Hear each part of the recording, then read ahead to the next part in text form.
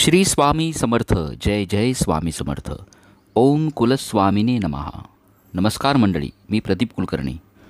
कुलस्वामिनी ही आपल्या कुळाची आई असते आणि म्हणूनच तिचं स्थान आपल्या जीवनामध्ये सर्वश्रेष्ठ मानलं जातं. कुलस्वामिनीची कुलदेवतेची सेवा रोजच्या रोज आपल्या घरामध्ये झालीच पाहिजे. कौटुंबिक भांडणं, अडचणी, अडलेली लग्नकार्य, आपल्या घरामधील बाधा, पिकांची हानी होत असेल, निरनिराळी खोळंबलेली अडलेली कामं असतील, नोकरी व्यवसायातील संकट असतील, संततीविषयक अडचणी असतील, कुलस्वामिनीच्या सेवेनं या सर्व संकटांचं निवारण झाल्याशिवाय राहणार नाही. तिच्या आशीर्वादानं आपली कौटुंबिक प्रगती होते, उत्कर्ष होतो, अपेक्षापूर्ती होते, मनोकामना पूर्ण होतात, ऐश्वर प्राप्त होतं. आपल्यापैकी बऱ्याच जणांची कुलस्वामिनी तुळजा भवानी माता आहे. अंबे महिषासुरमर्दिनी दैत्य मारिला तू चरणी, अवघा बुभार हरुणी भक्तां लागी संभाळी. कुलस्वामिनी तुळजा भवानी मातेची सेवा आपल्या घरात रोज कशी करावी, पूजा कशी करावी, कोणते स्तोत्र मंत्र पठण करावेत, ही सर्व माहिती तसंच व्हिडिओच्या शेवटी ही सर्व स्तोत्र मंत्र दिलेली आहेत, जी आपण रोजच्या रोज सोबत पठण करू शकता. तुळजा भवानी माता पराक्रमाची, ऐश्वर्य प्राप्तीची देवी मानली जाते. त्यामुळं ज्यांची कुलस्वामिनी तुळजा भवानी माता नसेल त्यांनी देखील ही सेवा केली तरीसुद्धा त्यांच्या जीवनामध्ये त्यांना कधीच अडचणी येणार नाहीत. त्यांच्या सर्व संकटांचं निवारण होईल, ऐश्वर्य प्राप्ती होईल. प्रथम बघूया कुलदेवतेची रोजची पूजा कशी करायची. आपल्या देवघरामध्ये कुलदेवतेची मूर्ती किंवा टाक अवश्य असावा. त्या प्रतिमेची किंवा टाकाची देवघरात स्थापना करायची. रोजच्या रोज टाकाला आपल्या घरातील जो कर्ता माणूस असतो, जो पूजा करतो, किंवा कुलस्त्री यांनी रोजच्या रोज तामणामध्ये हा टाक घेऊन त्याला शुद्ध पाण्याने स्नान घालायचं. ओम भवानी नमः हा मंत्र म्हणून रोजच्या रोज टाकावरती हळद कुंकू व्हायचं, फुलं व्हायची, दूध साखरेचा नैवेद्य दाखवायचा. हा नैवेद्य घरातील सर्व व्यक्तींनी नंतर प्राशन करायचा. तुळजा भवानी मातेच्या पूजेमध्ये महिन्यातील अष्टमी, नवमी, दशमी आणि पौर्णिमा या 4 तिथी अत्यंत पुण्यफलदायी मानल्या जातात. म्हणून या दिवशी आपण शक्य झालं तर आपल्या घरातील टाकावरती कुंकुमार्चन अवश्य करावं, किंवा दुर्गा सप्तशती पाठ करावा, किंवा देवी मातेचं कुठलंही स्तोत्र पठण करावं. शक्य झाल्यास या तिथीला आपण श्री सुक्तानं आपल्या घरातील मूर्ती किंवा टाकावरती अभिषेक करू शकता. त्याचप्रमाणे मंगळवार आणि शुक्रवार या दिवशी देखील आपण मंत्रसाधना किंवा स्तोत्र पठण जरूर करावीत. शक्य असल्यास या शुभतिथीला आपल्या घरामध्ये मांसाहार करू नका. तुळजा भवानी मातेला वेणीहार आणि तांबूल विडा अतिशय प्रिय आहे आणि म्हणूनच जेव्हा जेव्हा शक्य होईल देवीला तो अर्पण करावा. वर्षातून 1 वेळा किंवा 2 वर्षातून 1 वेळा जमेल तेव्हा तुळजापूर या ठिकाणी जाऊन देवी मातेचं दर्शन अवश्य घ्या. आपल्या देवघरातील टाक सोबत घेऊन जायचा. देवीला नऊवार साडी, 1.25 मीटर खण, हिरव्या बांगड्या, नारळ, हळद कुंकू, फळं, पंचखाद्य, हार, वेणी, तांबूल विडा, दक्षिणा त्या ठिकाणी अर्पण करायची. देवी मातेचा सन्मान करायचा आणि मंदिरामध्ये शक्य होईल तर नवार्णव मंत्र, तुळजा भवानी मातेचा मंत्र जो मी या व्हिडिओमध्ये पुढे आपल्याला सांगणार आहे, या मंत्राचं त्या ठिकाणी पठण करायचं. अशा प्रकारे कुलदेवतेचा मान सन्मान अवश्य करावा. आता आपण तुळजा भवानी मातेची नित्य सेवा करणार आहोत, म्हणजेच रोज म्हणावयाची स्तोत्र आणि मंत्र पठण करणार आहोत. आपण ही स्तोत्र मंत्र सोबत पठण करू शकता. तसंच ज्यांची कुलस्वामिनी तुळजा भवानी माता नसेल ते देखील ही स्तोत्र मंत्र पठण करू शकता. श्री तुळजा भवानीचं अष्टक. नमामि तुळजे शिवे हिमनगात्मजे अंबिके, जगज्जननी ईश्वरी परममंगले कालिके, तुकाई अगनाशिनी भगवती जगद्व्यापिनी, पतित गणुदास हा सुखी करी करा देऊनी, उमे त्रिपुरसुंदरी म्हणती अन्नपूर्णा तुला, अफाट जग हे दिसे सकल ही तुझी की लीला, नयेच तुझ वाचुनी जगती नाम रूपाकुणी, पतित गणुदास हा सुखी करी करा देऊनी, अकार रहितामुळी परी सगुण होनिया, उभीच तुळजापुरी शिशुस दर्शना द्यावया, त्वदीय पद गोमटे विमल पद्मपत्राहुनी, पतित गणुदास हा सुखी करी करा देऊनी, तनु सजल श्यामला परमरम्य मेघापरी, नुपुर नवगर्जती ऋणु झुणु पदा भीतरी, सतेज तव पैठणी जनु घनात सौदामिनी, पतित गणुदास हा सुखी करी करा देऊनी. कटी बगुनी केसरी निजमनी बहु लाजला. म्हणुनी मुख खालती करुणिया पुढे बैसला. असंख्य नग अंगीते गणती ते करावी कुणी. पतित गणुदास हा सुखी करी करा देऊनी. चतुर्भुज मनोरमा कुटील केशी चंद्राननी. ललाट तव कुंकुमे सकल राहिले व्यापुनी. प्रसीद परमेश्वरी मजसी नित्य कात्यायनी. पतित गणुदास हा सुखी करी करा देऊनी. सदैव कशी खेळशी बसून सारी पाटाप्रती. करून गडी आपुला निज शिशु बुवा भारती. पुरे जननी खेळतो समय तो आणावा मनी. पतित गणुदास हा सुखी करी करा देऊनी. पिके न पिकती बरी विविध रोग ते पातले. कुणाचे मनना कुणाविषयी शुद्ध ते राहिले. म्हणून करुणी कृपा सकल दैन्यवारी झणी. पतित गणुदास हा सुखी करी करा देऊनी. श्री भवानीये नमः. श्री स्वामी समर्थ महाराजाय नमः.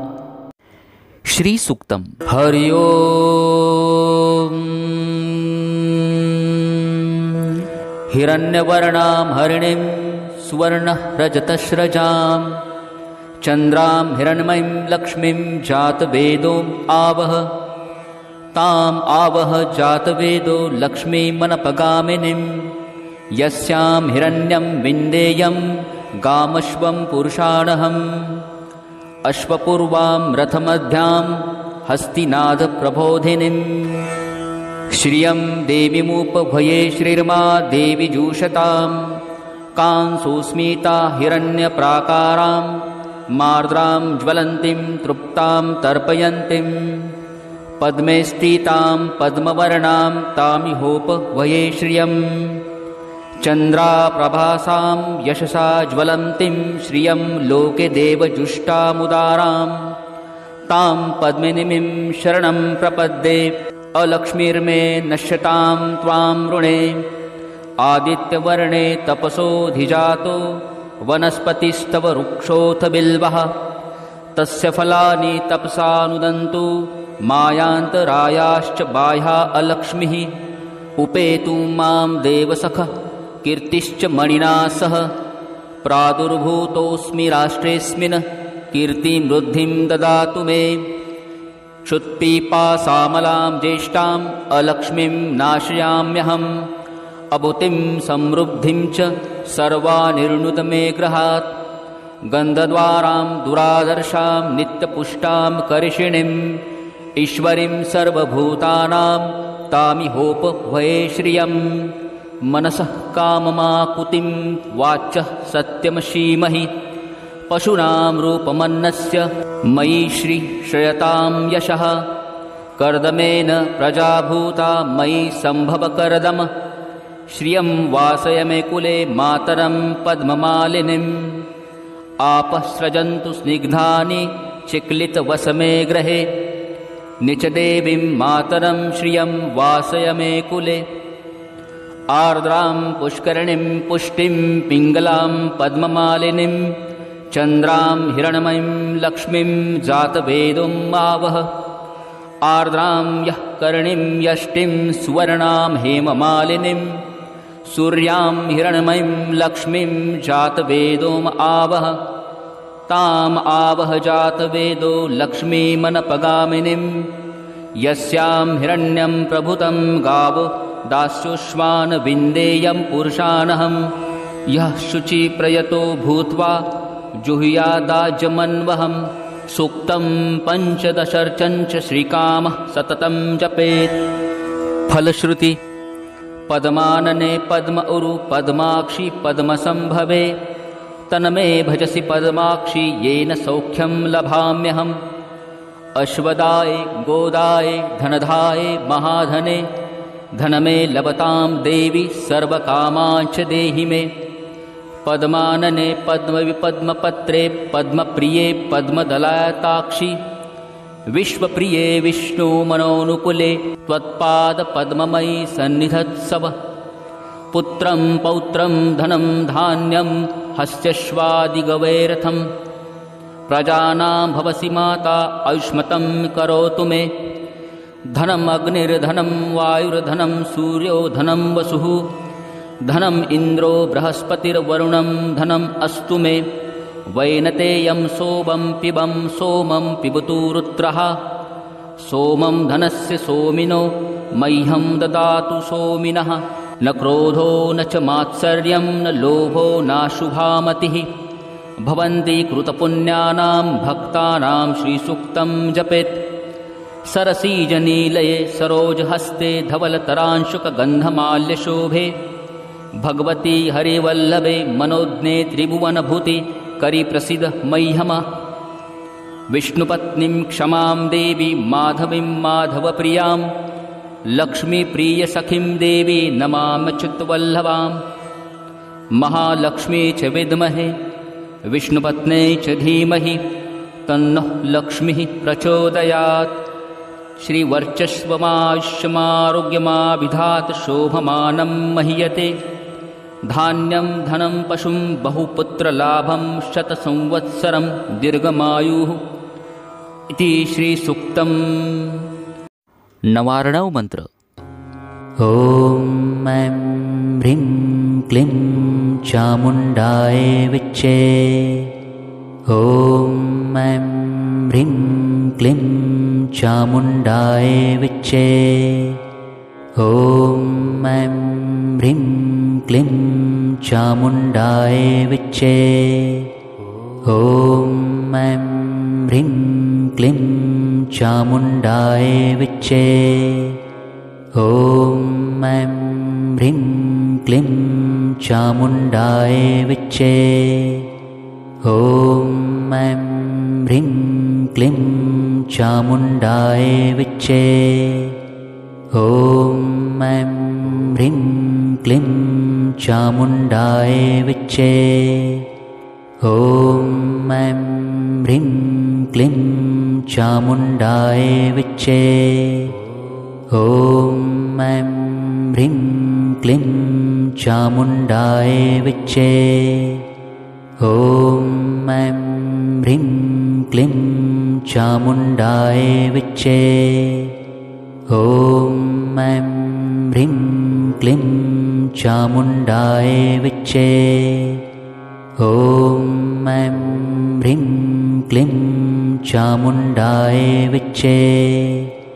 ॐ ऐं ह्रीं क्लीं चामुण्डाय विच्चे। ॐ ऐं ह्रीं क्लीं श्री चामुण्डाय विच्चे। ॐ ऐं ह्रीं क्लीं चामुण्डाय विच्चे। ॐ ऐं ह्रीं क्लीं चामुण्डाय विच्चे। ॐ ऐं ह्रीं क्लीं चामुण्डाय विच्चे। ॐ ऐं ह्रीं क्लीं चामुण्डाय विच्चे। ॐ ऐं ह्रीं क्लीं चामुण्डाय विच्चे। ॐ ऐं ह्रीं क्लीं चामुण्डाय विच्चे। ॐ ऐं ह्रीं क्लीं चामुण्डाय विच्चे। ॐ ऐं ह्रीं क्लीं चामुण्डाय विच्चे। ॐ ऐं ह्रीं क्लीं चामुण्डाय विच्चे। ॐ ऐं ह्रीं क्लीं चामुण्डाय विच्चे। ॐ ऐं ह्रीं क्लीं चामुण्डाय विच्चे। ॐ ऐं ह्रीं क्लीं चामुण्डाय विच्चे। ॐ ऐं ह्रीं क्लीं चामुण्डाय विच्चे। ॐ ऐं ह्रीं क्लीं चामुण्डाय विच्चे। ॐ ऐं ह्रीं क्लीं चामुण्डाय विच्चे। ॐ ऐं ह्रीं क्लीं